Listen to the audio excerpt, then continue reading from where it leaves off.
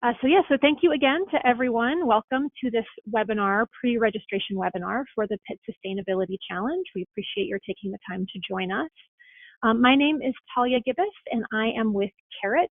We're the agency that is supporting the University of Pittsburgh Sustainability Team with the design, development, and management of this initiative. We also power the website and the platform that you all are using to register and apply for the PITT Sustainability Challenge.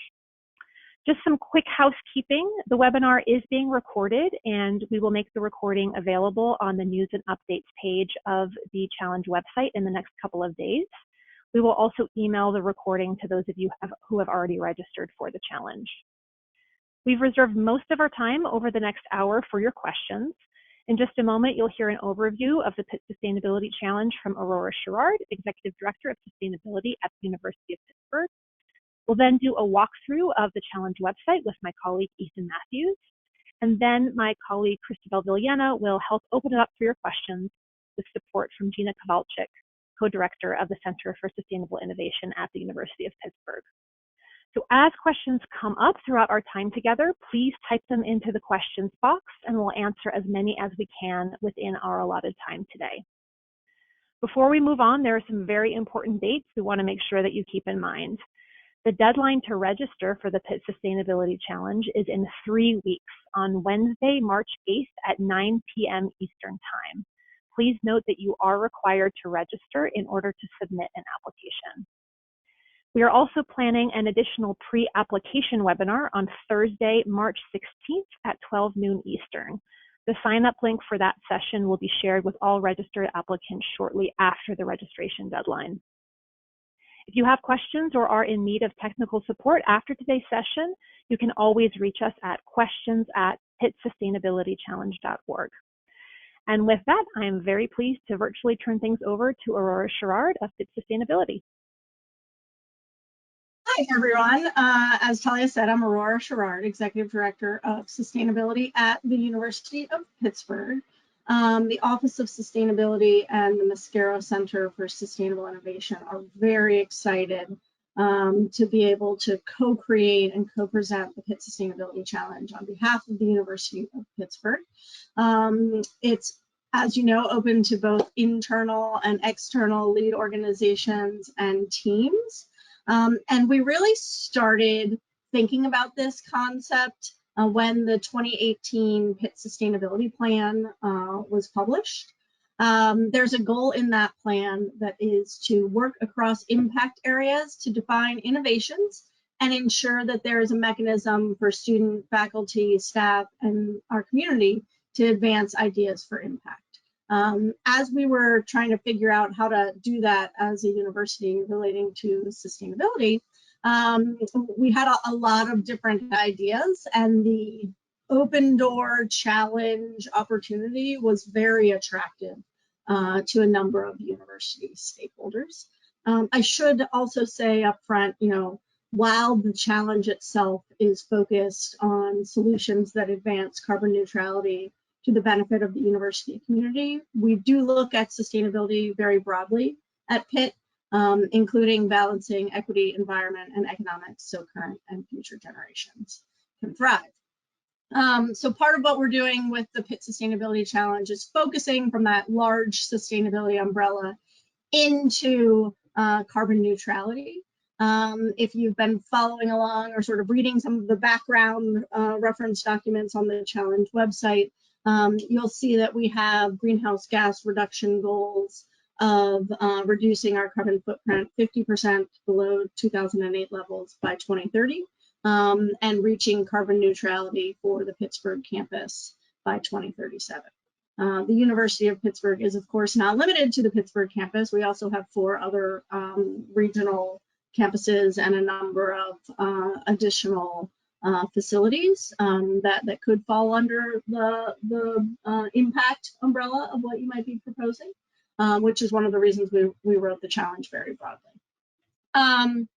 A little bit on how we got here for background. So we have an internal core team that helped plan the PITT Sustainability Challenge starting in 2019. They are listed on the website and remain engaged as we deploy the challenge itself.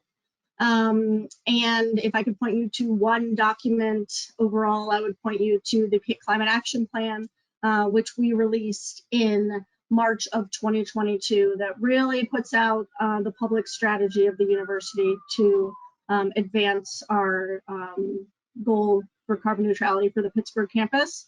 That plan, it represents what the university itself is committing to in March 2022. What we're hoping through this challenge is that we get some additional deeper, innovative, and or focused ideas to help us do that in traditional and also new and exciting ways. I know Talia and the Carrot team are going to go through a few of the details also, but I will say that I'm very personally excited about our evaluation panel, which you can find on the website as well. We have a lot of local and national stakeholders and experts, including a number of University of Pittsburgh alums as part of that group. So maybe with that, I'll stop talking and turn it back over to Carrot. If you have any additional questions for me, please don't hesitate to put them in the chat. Awesome. Thank you so much, Aurora. Really appreciate it. So now we're just going to take a few minutes to walk through the challenge website together and review the process to participate in the PITT Sustainability Challenge. You've heard us talk about registration a lot. It is required for you to be able to submit an application, and the registration process is very simple. You can go to the upper right-hand corner of any page on pittsustainabilitychallenge.org and click on the button that counts down the number of days to register. From there, you'll be instructed to create and confirm your account. And after that, you will be prompted to submit basic information about your organization so that we can better understand our registered community. You do have to fill out that full profile. It's just a few questions long in order to be able to access the full fillable application form in the platform. You will not receive email confirmation once you've registered.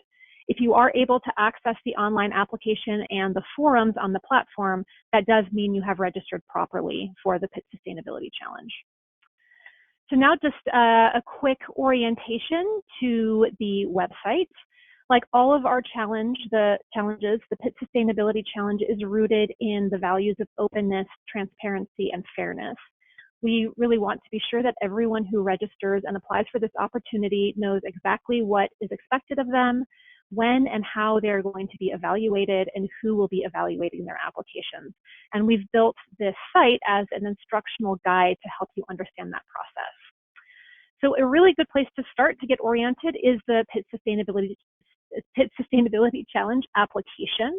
We have put the full text of the application on the site, so it is available not just to those who have registered. And here you can see all of the questions, prompts, requirements, and word count limits that you will need to submit if you decide to apply for this opportunity. You'll see that the application has several sections. It also requires a brief video. We do encourage you to read over all of these sections so that you have a good grasp of what is required in order to submit a full application. And so once you have done that, you should have a pretty strong sense of what you'll need to do in order to apply. So the next question is how these applications will be evaluated. So on the website, you can also see the full rubric that will be used during the evaluation panel process to score and comment on submissions. We have 4 criteria: integrated, impactful, feasible, and durable. And each of these traits includes a prompt that details what each trait means in this context, and each trait will be given a score between 0 and 5. You can toggle back and forth between the scoring ranges for any given trait, and a range definition will appear to provide further detail on what a high and low score means for this particular trait for the PITT Sustainability Challenge. And this is really where we've defined what makes a strong proposal for the purposes of this challenge. So we very strongly encourage you to familiarize yourself with it as you think through your proposal. In terms of how this rubric will be used, we can talk a little bit about the actual scoring process. So following the application deadline, we conduct an administrative review to make sure that all of the submissions meet the eligibility requirements. And those that are eligible move on to the evaluation panel. As Aurora mentioned, you can see the full list of the confirmed evaluation panel members on the website. So during the evaluation panel period, you will receive scores on your application from 5 of these individuals, and you will also receive written feedback, as the judges are required to provide comments to justify each of their scores for the traits, as well as note their overall impression on each application. So you will receive this written feedback that the evaluation panel provides on your application. It will be anonymized following the end of the evaluation panel review period. And we often find that this feedback is one of the most important aspects of participating in our challenges.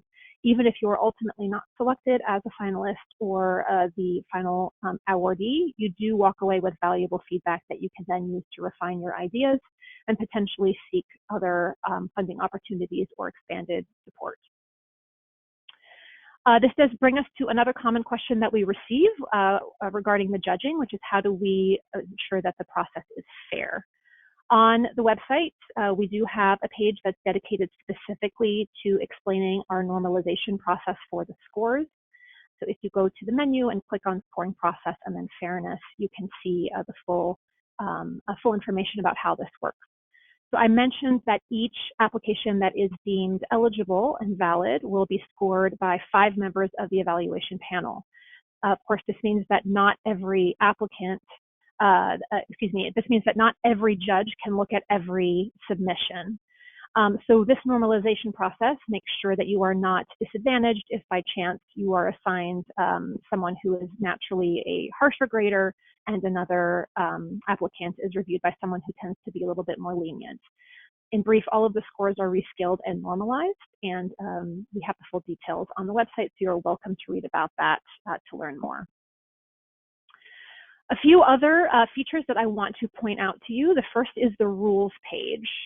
And here is where you can read about all of the legal stipulations that govern your participation in this challenge, including the eligibility criteria. And you can also learn about the detailed terms and conditions for participating. We also have a timeline page that I believe we already saw briefly up on our screen. This details each phase of the challenge. So it's very good to familiarize yourself with it. So if you have not done so already and are interested in submitting an application, we do encourage you to register as soon as possible. As we mentioned, registration is required, and the deadline to register is Wednesday, March 8th at 9 p.m. Eastern Time. You must register to submit an application. And once you do that, you'll have access to the application platform where you can enter your responses to the questions. The submission deadline is Wednesday, April 5th at 9 p.m. Eastern Time. And from there, you can scroll through the remainder of the timeline to see when administrative review and the evaluation panel will be taking place. So it's a good place to keep up to speed on key dates related to this challenge. The website also includes other helpful areas. We have our news and updates page, where we posted the link to this particular webinar opportunity. We will also be posting the recording of the webinar here, and we'll be including other updates as we go through the process. There is also a series of frequently asked questions which you can access from the menu, and we will be updating these frequently asked questions as questions come in throughout the course of this process. So that is another wonderful place to read over and occasionally revisit as questions come in. So we really do encourage you to read over all this information to help support your development of a strong application. That brings me to the end of my portion. We are now very happy to move on to the Q&A portion of the webinar. So please feel free to type your questions into the question box, and we'll get to as many as we can. Quick note that in order to ensure fairness, we are not able to provide guidance specific to your proposed idea. So please be sure to keep that in mind. And with that, we're happy to get started. We have Christabel Villena from Carrot to help get your questions answered. Great, thank you, Talia. First question, who is eligible to submit an application? Great question, and I'm happy to start us off with this one. So Pitt students, faculty, and staff are, of course, invited to participate, but applications are also open to external nonprofit and for-profit organizations. Teams are highly encouraged, but proposals must be led by an eligible lead organization. There is a full description of what we mean by an eligible lead organization on the rules page, so please be sure to review that closely. A few other notes: an organization can only submit one application as the lead, but can partner with other teams for multiple applications, provided that each application proposes a separate and distinct solution. If you are an individual or representing a government agency, you may not apply as a lead organization, but you may partner on applications from eligible entities. So again, the rules page really lays this out in a lot more detail, so please visit that page and read it over if you have more questions about this.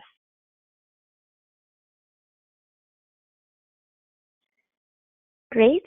And are there limits to how we use award funds? This is Talia again. So in general, the PITT sustainability team does entrust applicants to identify how funds will best serve their proposed solution. A few notes though: funds must be used for the solution described in the application, and expenditures on travel should be minimized. There are some unallowable expenses that are governed by University of Pittsburgh financial policies. So some things that funds will definitely not be used for are things like lobbying, fundraising, loans or microloans, and advertising and marketing. So if you have any other specific questions about that, please feel free to email us at questions@pittsustainabilitychallenge.org, and we will assist you.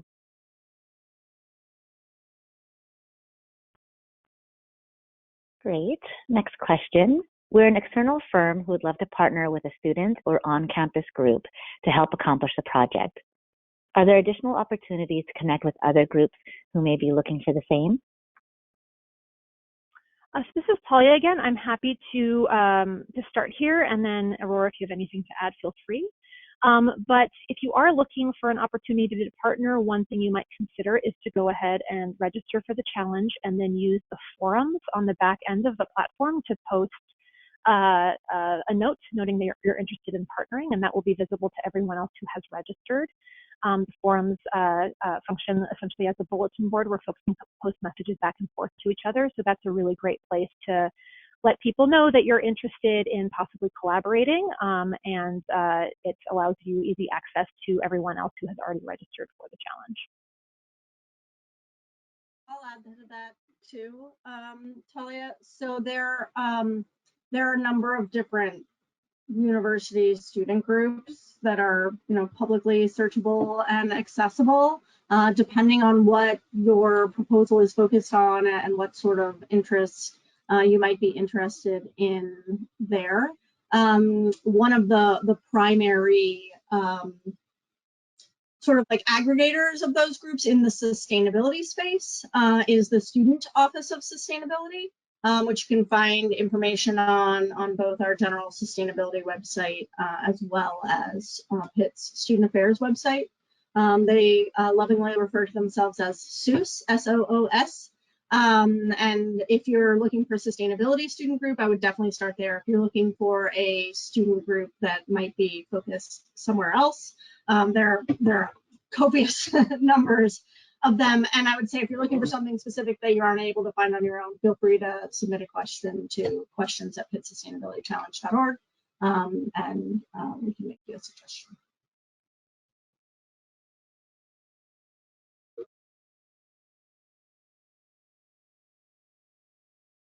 Great. Next question. If a process uses special biocrops to capture lots of CO2, is it reasonable to assume there is substantial space on various sites?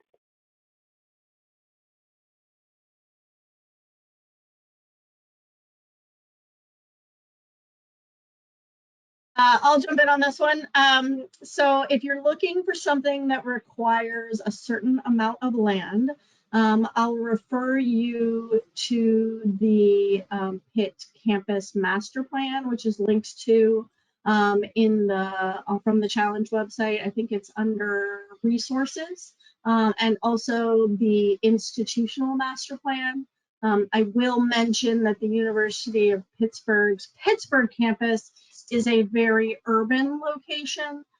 So if you're looking for something for more space, you might think about working on or with one of our regional campuses.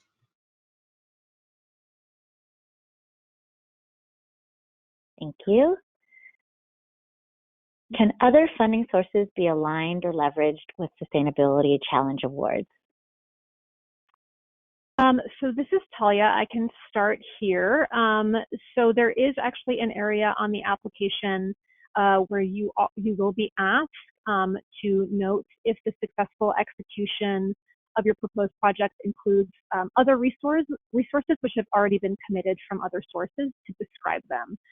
So on the actual application, your proposed grant budget may not exceed $300,000. But we are inviting proposals which may exceed the funds that are provided through this opportunity. So if that is your situation, you will have a place in the application to explain those other sources of funding and any commitment from additional or necessary partners. So it's not a requirement, but there is a space in the application to talk about that.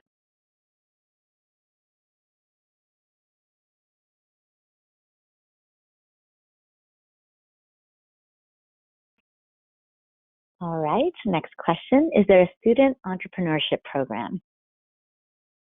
I'll take this one. So there definitely is. The University of Pittsburgh's Office of Innovation and Entrepreneurship, I think is the new name, has a big umbrella of a number of different innovation and entrepreneurship programs within the university. They might, if you're sort of searching for them, you might also look for the Innovation Institute.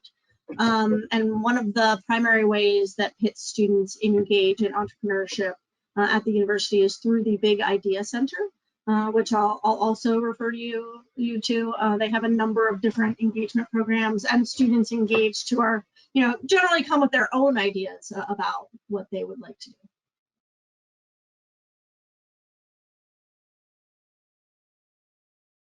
Great. Another clarifying question. Can you clarify what a lead organization for Pitt students, faculty, and staff might look like according to the rules? Absolutely. This is Talia again. So it looks like Ethan is pulling up the rules already. If you scroll down down to eligibility, you'll see that there is a sub-bullet under University of Pittsburgh departments, divisions, centers, and offices. So individual university faculty, staff, or students may submit proposals, but they must be sponsored by Pitt departments, divisions, etc. And in that case, that particular department, division, center, or office, it will be listed as the lead organization. So I hope that that is pretty clear. If you have additional questions about that, feel free to email us. Yeah, and I'll add a little flavor to that too, Talia. So as you said before, a lead organization can only lead one proposal, but they can partner on many.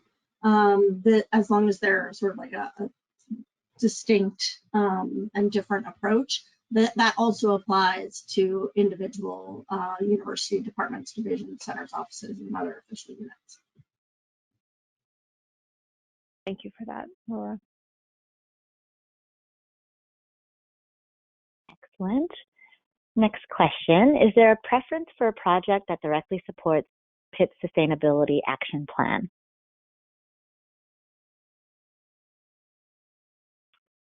So I'm happy to start here.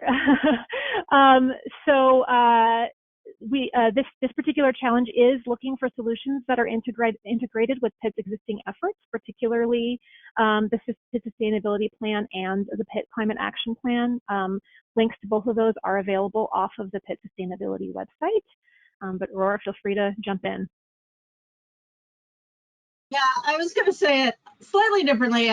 Like, one of the things about doing a challenge style program is we've tried to keep the outcomes as general as possible to allow many people to see their potential solutions as a potential finalist in this competition, right? And so that said, what Talia said about the scoring, I think, is very important. Though that scoring rubric, those 4 key items that all proposals will be evaluated on, there is an integrated component, and you can scan through like what all the different score points will get you there.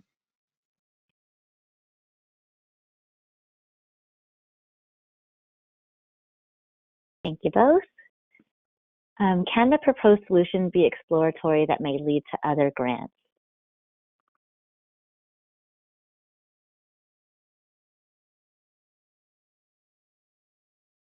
Or do you want me to start on this one, or do you want to? I'm gonna let you start, Talia. Okay. Yeah. So I really encourage I really encourage whoever asked this question to take a close look at the scoring rubric, and I would probably need a little bit more information about what is meant by exploratory there. But the scoring rubric does really lay out what a strong solution looks like, and so we are looking for solutions that are impactful and that they will advance carbon neutrality and address the specific needs of the PITT community. They do need to be feasible, meaning that they can be delivered and successfully implemented, and that they're designed to endure over time and or increase in effectiveness over time. So there is going to be a certain level of specificity that is required in order to meet the criteria laid out in the rubric, but do really encourage the individual who asked this question and everybody to spend some time with that rubric to kind of understand what it is that we're looking for. I would say in general, when applying for any implementation grant, it's never a bad idea to identify future funding opportunities that may be complementary to what you're proposing.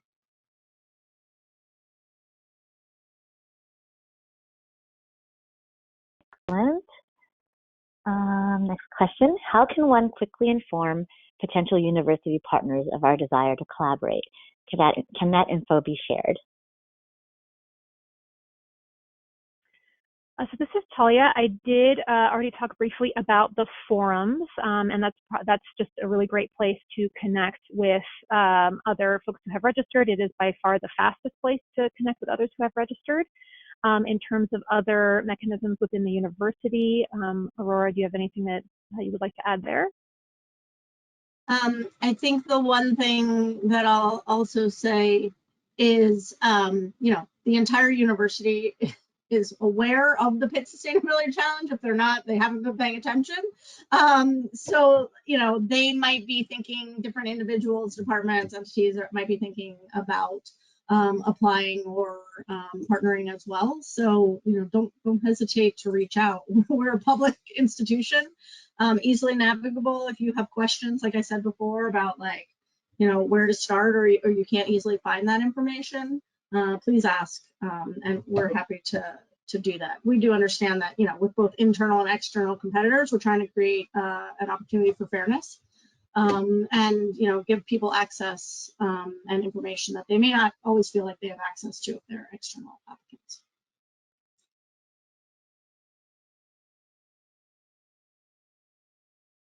I think on a related note, does the university have a Department of Agriculture? No. So the university is not the land grant institution for the Commonwealth of Pennsylvania. That said, there are a few portions of the university that are focused, I'll say, more on food systems is jumping to mind right now. If you want to put that sort of question like formally into questions at pittsustainabilitychallenge.org, we can get you a succinct and direct answer that we can also publish there, so other people can benefit from that information. And I would also say, you know, it's not just food, it's also, you know, there's a school of engineering, there's policy, there are definitely faculty members and student groups who are interested and active in the agriculture space.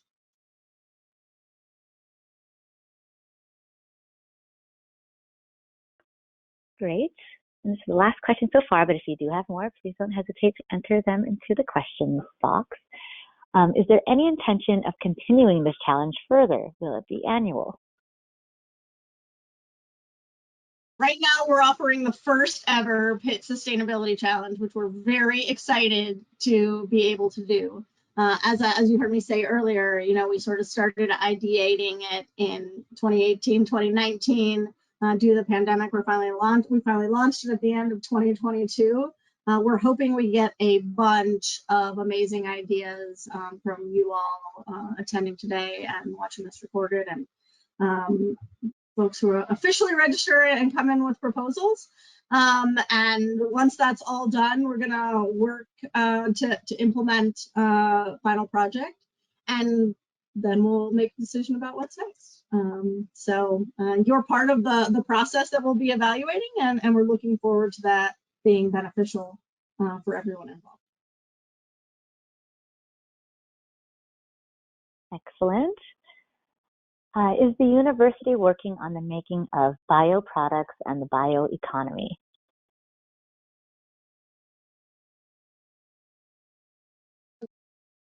Not that I'm aware of, but I'm gonna phone a friend.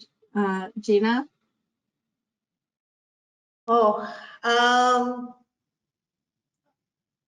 I would say in a very broad sense, maybe, but I'm gonna say no. If they want to email me the question, I can share it with a few of our faculty and see if I can come up with additional information there. And again, that email address is questions@pittsustainabilitychallenge.org.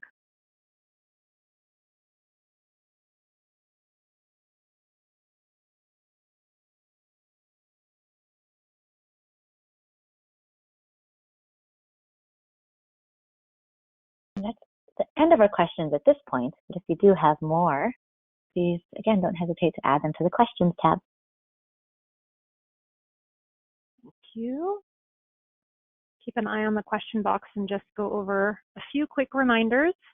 So again, if you haven't done so, please register no later than Wednesday, March 8th at 9 p.m. Eastern Time in order to be eligible to submit an application.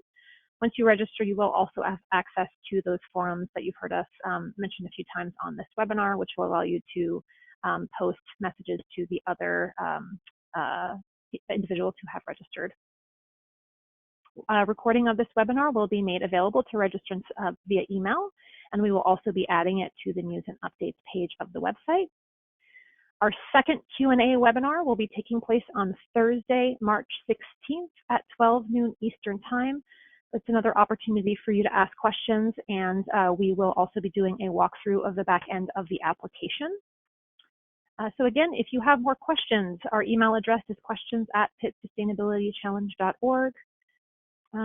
Looks like we haven't had any more questions come in. So thank you again so much for joining us. We really look forward to your participation in this challenge. And I'll turn it back to Aurora for any closing remarks. I'll just say we're very excited for you all to officially register and come in with full and final proposals in April that we'll be evaluating in the spring and summer. There will be a public pitch event also in September that we're excited about for the finalists. And we look forward to your solutions for the first ever PITT Sustainability Challenge. Thank you again, everybody.